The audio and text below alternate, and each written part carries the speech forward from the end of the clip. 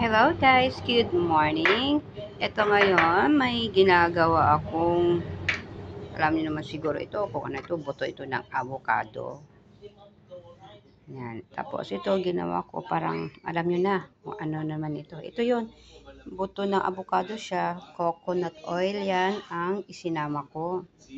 Ano naman yung pag mga sakit-sakit ng mga kasuan natin. Ayan. Ako gumagawa na ako ng sarili ko guys. Ito naman may coating oil ng coconut oil, tapos ilagay ko siya ng effect acid oil din ito. Yan ang ihahalo. Yan guys, ilalagay ko yan lahat para malamig-lamig siya sa likod pag nag-massage ako. Yan. Yan guys.